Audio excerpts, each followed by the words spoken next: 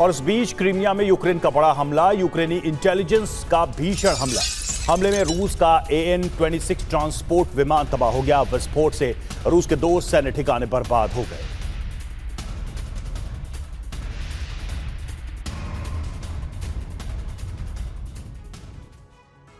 तो यूक्रेन ने रूस में बीती रात से ही हमले तेज कर दिए हैं और यूक्रेन रूस के 1 दर्जन शहरों में लगातार हमले कर रहा है।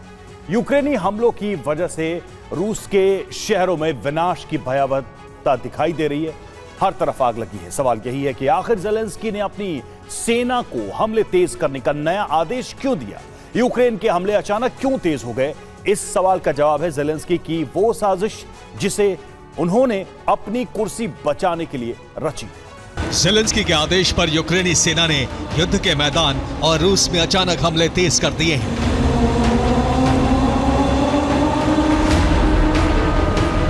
यूक्रेनी फोर्स इस वक्त पूरी ताकत से हमले कर रही है।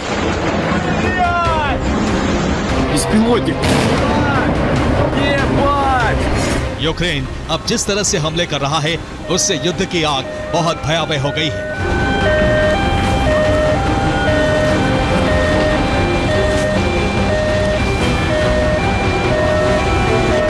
ज़ेलेंस्की ने युद्ध की ये आग एक बड़ी साजिश के तहत भड़काई है। वो साजिश क्या है ये हम आपको कुछ देर में बताने जा रहे हैं, लेकिन ज़ेलेंस्की के षड्यंत्र का परिणाम क्या हुआ है सबसे पहले उसे देखिए और समझिए।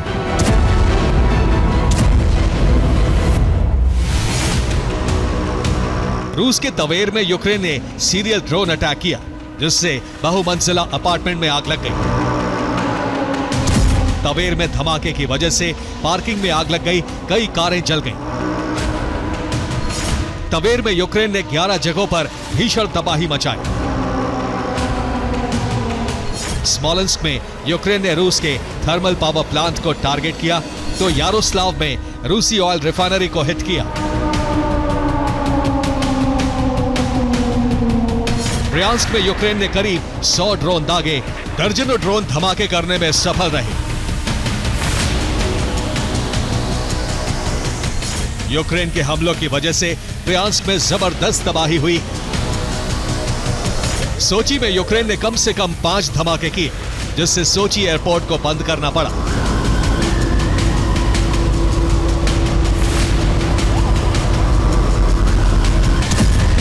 ऑर्स्क में यूक्रेन ने रूस की हथियार बनाने वाली फैक्ट्री को ध्वस्त कर दिया।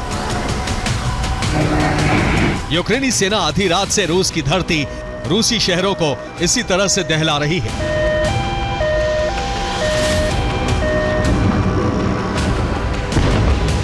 रिपोर्ट के मुताबिक यूक्रेन ने रूस के 10 प्रांतों में 700 से ज्यादा ड्रोन और दर्जनों मिसाइलों से हमले किए जिससे रूस के दर्जनों शहर धधकने लगे।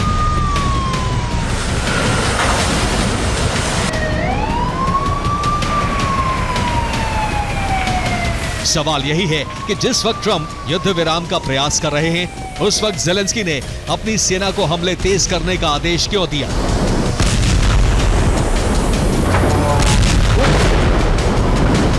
जवाब है ज़ेलेंस्की का भ्रष्टाचार।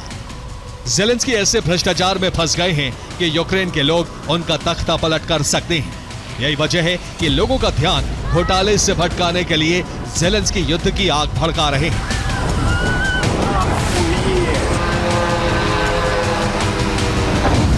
तो ज़ेलेंस्की ने क्यों भड़काई जंग, अब इसे भी समझिए। ज़ेलेंस्की और उनकी सरकार नए भ्रष्टाचार केस में फंस गई है। ज़ेलेंस्की और उनके करीबियों के ठिकानों पर छापेमारी हुई। छापेमारी के बाद ज़ेलेंस्की की बहुत बड़े सिंडिकेट का पर्दाफाश हुआ है। छापेमारी के दौरान ज़ेलेंस्की के कई देशों के जाली पासपोर्ट मिले। रेड के दौरान national anti corruption bureau of Ukraine को ज़ेलेंस्की के करीबी आंद्री यरमाक के घर से 127 करोड़ रुपए कैश मिले। इतना ही नहीं, बैंक से 23,527 करोड़ रुपए ट्रांसफर के रिकॉर्ड्स मिले हैं। इसके बाद ज़ेलेंस्की और उनके सहयोगियों पर उंगली उठ रही है। ज़ेलेंस्की के खिलाफ यूक्रेन में बगावत भड़कने का खतरा पैदा हो गया है। लोगों का ध्यान भटकाने के लिए ही अब ज़ेलेंस्की ने हमले तेज कर दिए।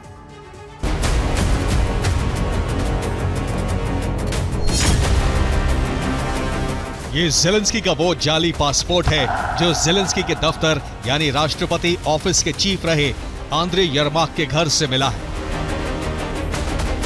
ये ज़ेलेंस्की का इजरायली पासपोर्ट है और ये रहा बहामास का पासपोर्ट। इतना ही नहीं, ज़ेलेंस्की का ब्रिटिश पासपोर्ट भी बरामद हुआ है। आंद्रे यरमाक ज़ेलेंस्की के बेहद खास माने जाते हैं। वो 28 नवंबर तक राष्ट्रपति ऑफिस के चीफ थे, लेकिन जब भ्रष्टाचार में नाम सामने आया तो यरमाक ने अपने पद से इस्तीफा दे दिया। सिर्फ ज़ेलेंस्की नहीं, बल्कि यरमाक और ज़ेलेंस्की सरकार की टॉप लीडरशिप के भी कई देशों के फर्जी पासपोर्ट मिले हैं। यहां तक कि यूक्रेनी इंटेलिजेंस चीफ बोदानोव और उनके परिवार के भी ब्रिटिश पासपोर्ट बरामद हुए हैं।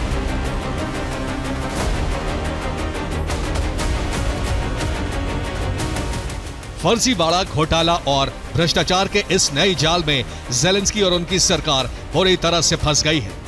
एक के बाद एक लगातार सामने आ रहे घोटालों से यूक्रेन की जनता भड़की हुई है। लोगों का ये क्रोध किसी भी वक्त जन विद्रोह में बदल सकता है।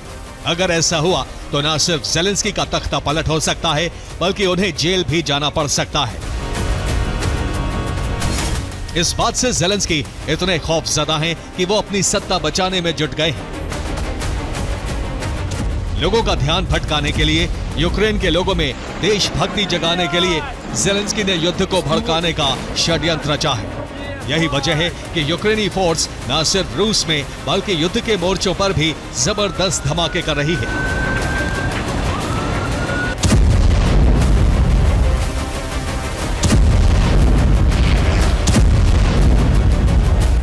यूक्रेनी फोर्स पोक्रोवस्क में मौजूद रूसी सेना को जबरदस्त चोट पहुंचा रही है। नीप्रो में यूक्रेन के ड्रोन ब्रिगेड ने रूस की सैन्य टुकड़ी का खात्मा कर दिया। ट्रोबोपिलिया में यूक्रेन ने रूस के 14 सैनिकों का खात्मा कर दिया। ज़ेपोरिजिया में यूक्रेन ने रूस के 3 सैन्य वाहनों को जला दिया।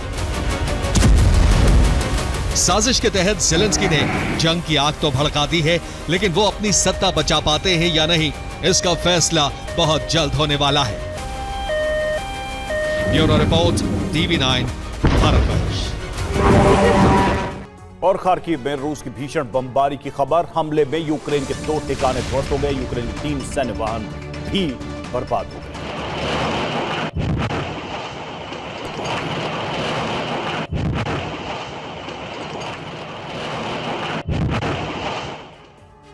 और ट्रंप ने ज़ेलेंस्की को अल्टीमेटम दे दिया है। अगर प्रस्ताव नहीं माना तो अमेरिका सख्त कदम उठा सकता है। ट्रंप ने प्रस्ताव पर फाइनल फैसला करने की समय सीमा भी तय कर दी है और 25 दिसंबर यानी क्रिसमस तक ज़ेलेंस्की को फैसला लेना है। अगर ज़ेलेंस्की ने प्रस्ताव मानने से इनकार कर दिया तो ट्रंप प्लान बी आरंभ कर देंगे और प्लान बी आरंभ होने का अर्थ है यूक्रेन का संपूर्ण संहार। इसके लिए पुतिन को ग्रीन सिग्नल दिया जा सकता है, जिसके लिए ट्रंप और पुतिन में सीक्रेट डील होने के आसार हैं।